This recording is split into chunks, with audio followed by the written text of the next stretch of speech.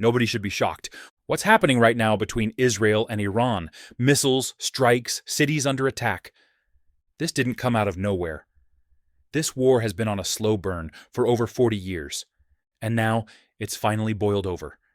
If you're just waking up to this conflict, you're not late. But the war's been waiting. To understand why it's happening, you've got to go back. Not weeks, not months, but all the way to 1979. That's when Iran went through a full-scale revolution. The Shah, who had close ties with the West and with Israel, was overthrown. And what came after was something completely different. Iran became a theocracy, ruled by hardline Islamic clerics. And one of their first moves? They broke ties with Israel, called it illegitimate, and made it clear they wouldn't just oppose Israel, they'd actively try to destroy it. That wasn't a figure of speech. It became a part of state policy. Over the next few decades, Iran did more than talk. It poured money, weapons, and training into groups across the region. Hezbollah in Lebanon, Hamas in Gaza, militias in Iraq and Syria, and more recently, the Houthis in Yemen. These aren't allies. They're Iran's military network. And all of them have one thing in common.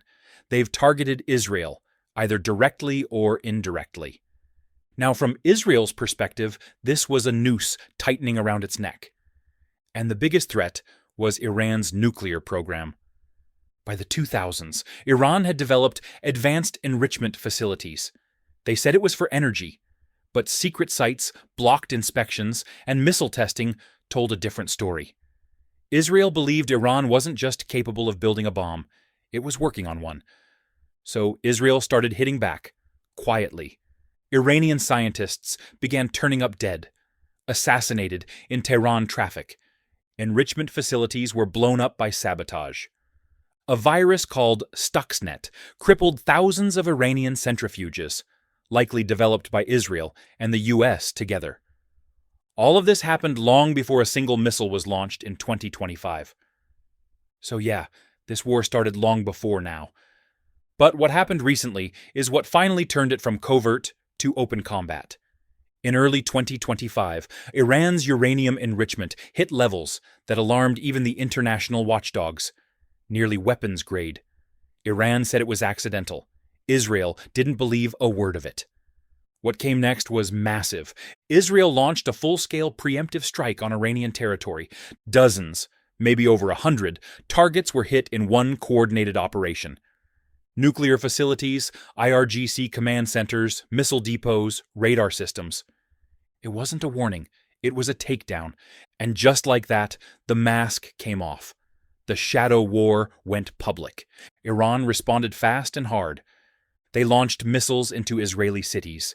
Tel Aviv, Haifa, civilian areas, apartment buildings, deaths, injuries. And then they activated their network. Hezbollah launched rockets from the north. Houthis fired drones from the south. Militias started hitting Western military sites across Iraq and Syria.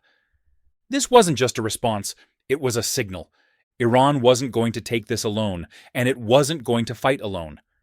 Now Israel is dealing with attacks on every front. Northern rockets, southern drones, domestic panic. And deep in Iran, more targets are reportedly still being hit, either by Israeli drones, sabotage teams, or cyber operations. This is where things start to get truly dangerous. Because the war isn't just military, it's now geopolitical. There are global powers watching this very closely, but I'm not going to rattle off current political sound bites. That stuff changes by the hour. What matters is this. There are nuclear facilities involved. There are major oil routes at risk. And there's a real chance that if this keeps spreading, it could drag in bigger players, openly. One especially dangerous sign: Iran has started talking about walking away from the Nuclear Non-Proliferation Treaty. If they do that, they're basically saying, we'll build the bomb, and we'll do it without oversight. And that changes everything. Now, let's talk about responsibility. Israel claims this was a preemptive strike, that Iran was about to cross a nuclear red line, that the attack was about survival, not aggression. Iran says Israel committed a war crime by launching strikes inside a sovereign country. that they were complying with inspections, that Israel escalated for political gain. They're both pointing fingers. But the reality, this war was shaped by decades of decisions, betrayals, lies, and violence on both sides. Iran funded militant groups that targeted civilians. Israel carried out assassinations and cross-border attacks without warning.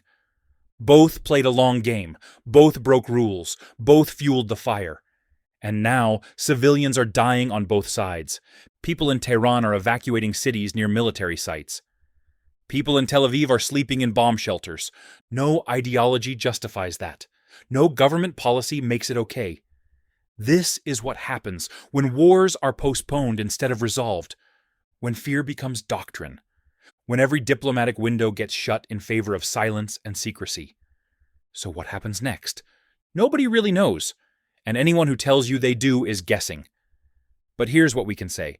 If Iran pulls out of the nuclear treaty, or if a major Iranian figure is assassinated, or if one of the regional militias goes too far, it could all spiral out of control. This could stay a regional war, or it could become something much bigger. And the most tragic part? None of this was unpredictable.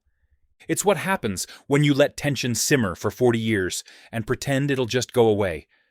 If you're watching this, don't just follow the headlines. Don't get caught in one side's version of events. Look at the patterns. Look at the history. That's where the truth is. This war didn't begin in 2025. It just became impossible to ignore. Did you find this video helpful? If yes, please hit the like button. Subscribe to our channel for more videos like this. And press the bell icon for new videos.